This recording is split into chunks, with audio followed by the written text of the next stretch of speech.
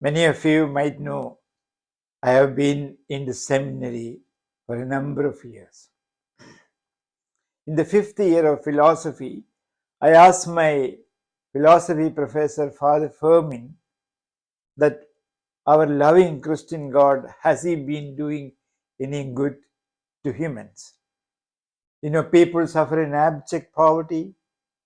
They suffer in all natural calamities like floods, hurricanes, natural calamities like tsunami, volcanic eruptions, so many diseases, horrendous viruses. People suffer in misery. Many of the people born die as children without food, without water. What love, what help does the Christian God do to humans? I asked him. So he was very angry.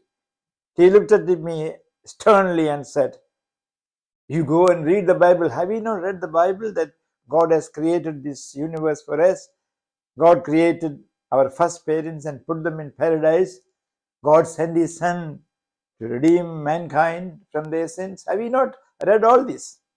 Well, I told Father, well, I have read all this.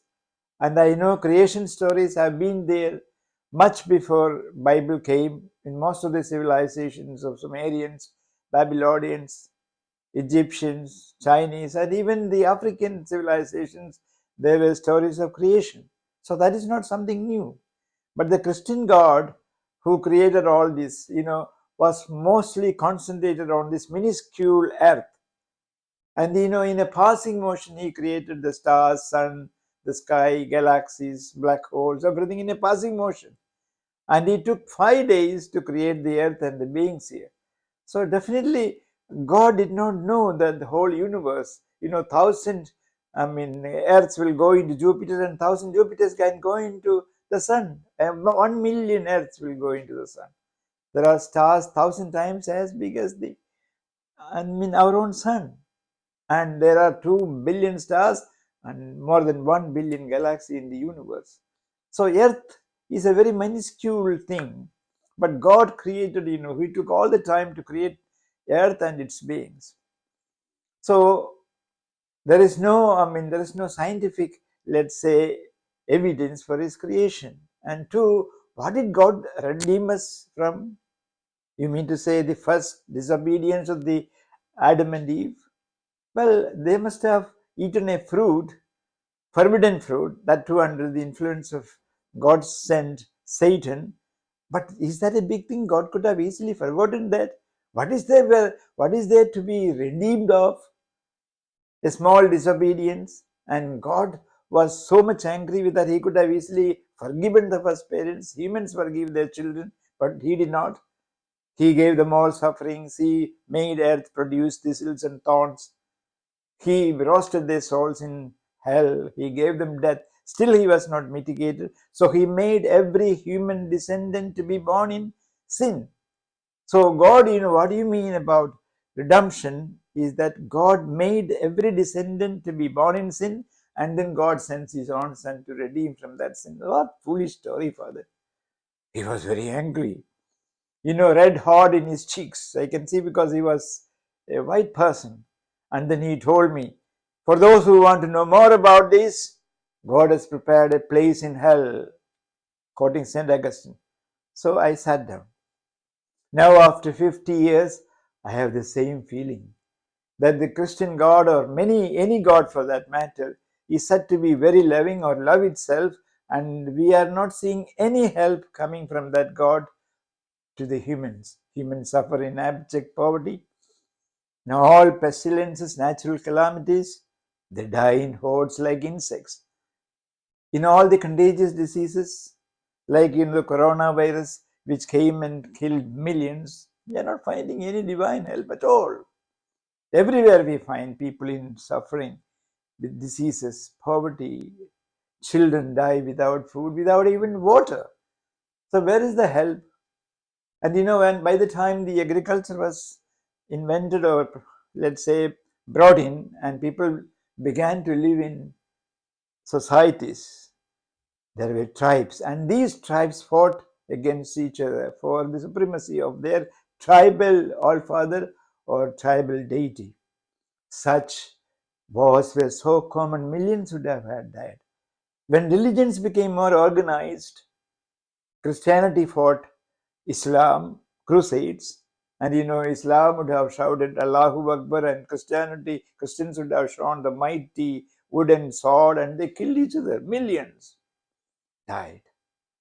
Earlier, Christianity, when it became the official Roman Empire's religion, it has terminated the entire mythical religions, killed. Later on, Islam, in its conquest for spreading Islam, they eliminated all others, killed by sword or by other means. They forcibly converted those people or those religious believers into Islam. Iran, Iraq, then in the Middle Eastern countries, Pakistan, Afghanistan, even parts of India, Bangladesh, and to the northern Africa, Spain, everywhere they went, they forcibly convert. And Christianity does much more. In Inquisition courts, all of you must have heard about, they killed infidels, who did not believe the foolishness Christians were talking about. I mean, they burned, we all know Bruno, the scientist, for saying that Earth was rotating around the sun. They imprisoned Galileo. Even they labeled, old women as witches and burned. In the Inquisition courts, infidels were tortured in, let's say, in certain equipment by which their limbs were torn apart. They were thrown into the dens of hungry lions. They were burned in oil. All sorts of cruelties. What has this God done to humans? They send him suffering. He sends suffering. He makes people in abject poverty, in misery, in injustice. That goes on. Wars, all sorts of religious wars. Up to we have mentioned a few of them. In the 19th century, we find wars between Catholic France and Protestant England. We find wars between Sunnis and Shias. Even this is still going on between, let's say, Yemen and Saudi, because they are in two denominations. And there are national wars like between India and Pakistan. Most of the wars have got some religious base. More people have been killed in religious wars than in all the other wars together. And what other good thing is coming from God? You see, a lion's share of man's earnings have been set apart for building majestic churches, mosques, synagogues, temples.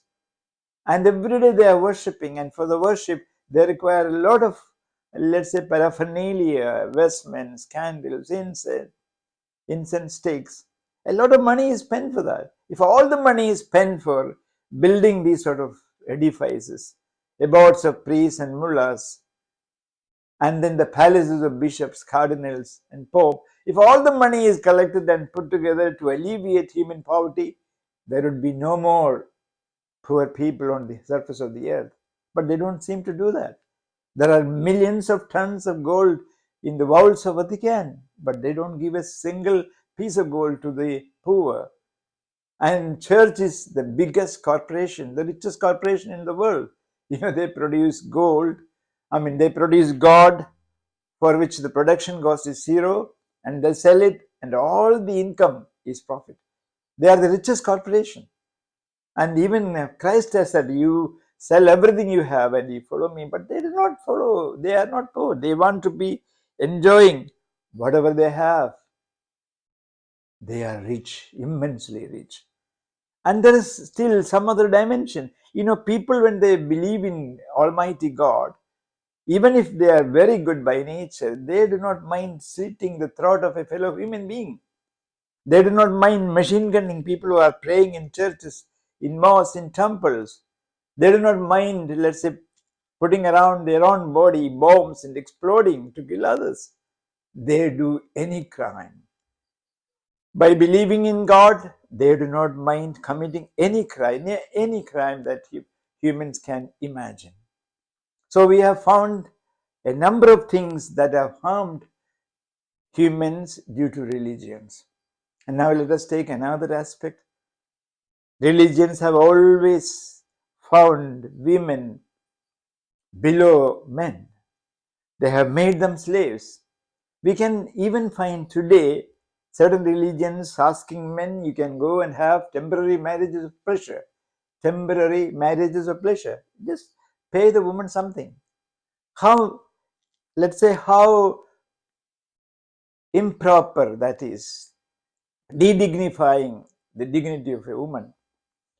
In the Bible, we find anybody could rape a woman and pay a few shekels to the father of the girl, not of the girl herself, because they always consider men superior and women are subservient. This has been going on. And now we find certain religions advocating polygamy, others polyandry, monogamy. There are all sorts of morals. In moral, principles, religions do not have any good contribution. They have misguided people. Many religions have got contradictory doctrines, contradictory, dogmas, morals, and there is no standard in them. And let us look at religions in another way. They have been, banning, or they have been against population control. They do not allow contraceptives. They do not allow abortions. Why they don't allow? Misery, poverty, suffering has been caused mainly because of the population explosion. But then people like Mother Teresa, who came to India and preached the poor million that you multiply like the sands on the seashore. Because every child is an expression of God's love. That is what she said. And these poor people always hear religious, nuns or religious heads. So they produce. And Mother Teresa would have picked up a handful of them, maybe 100, 200 or 1,000. And the entire millions lived in abject poverty, suffered diseases, and they really, really, died an ignominious death. Why do they allow that? Why don't they allow, human population to be controlled so that people can live with more dignity, with more to eat, have a decent life? Without population control, we cannot totally eradicate poverty from this planet. You see, now there are 7.2 billion people, and now United Nations estimate that it may become 9 billion people by 1950. Where are, the stuff going to feed all these people? Suffering will increase, diseases will be more, unless the religions, let us say, put a stop to the human reproductory machinery, at least control them. They don't seem to do that. So what happens? There are a lot of poverty, misery, suffering, injustice. The rich have got everything and the poor have got nothing because they, breed fast. Now God seems to help them in any way, and the poor pray to the gods. So we find religions in many ways have been detrimental to the human existence. Now we find wherever there is more, let's say people are more educated and the economic conditions are better, you see, they just reject religions. You look at the Western Europe, Canada, New Zealand, Australia, Japan, or even Korea, Singapore, any advanced nation for that matter, they do not believe. They are becoming irreligious, they are becoming atheistic. So we find for a society to go up or to improve, religions have to be done away with. See, all the deeply religious nations in the world, they're all very, very, very poor. Most of the African countries, some of the East Asian countries, they are all very poor. They're deeply religious. We find the most poor are the most religious. Even in the United States, which is the only nation which still keeps on having a majority of believers, there are states, the states which are mostly religious, they are the poorest. And they have got more crime rate. In societies which are deeply religious, crime rate is much more. Paul Zuckerman has found it, and he has established it in his own findings in a number of writings and in other documents. Wherever there is religion, more deep-rooted, crime is more, rape is more, theft is more, murder is more. See, all these religions, what do? They sell a ticket to heaven and they threaten with a burning fire. Unless you follow what our commandments are, you will be burned in the eternal fire. Or the dangel virgins, They dangle liquor in heaven. They dangle every pleasure, rivers flowing with honey. And now you do what we say and go there and enjoy. I don't understand why these people do not die and go there and enjoy these pleasures. But they never.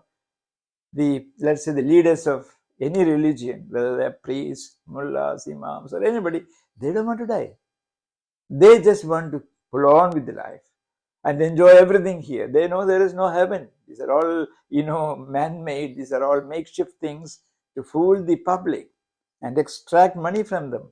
Every religion has been extracting or exploiting the poor, and religious heads are, let's say, very much living in pleasureful, very high-class life, whereas ordinary people are suffering. So we find when, because of these, these beliefs in an afterlife, they are made to suffer poverty. Actually, that is a great defect of religions.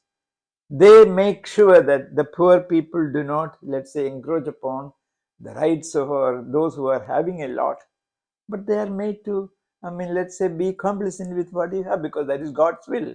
If you are poor, don't worry. Many religions say the poor are blessed because there is something, very high heaven or very pleasurable heaven waiting for them. These poor people do not understand that they are responsible for their lives here.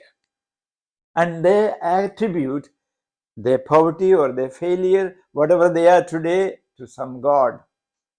Nowadays, every human being, or humans mostly, they think that for everything good, God is responsible, and for everything bad, or let's say not good, we are responsible.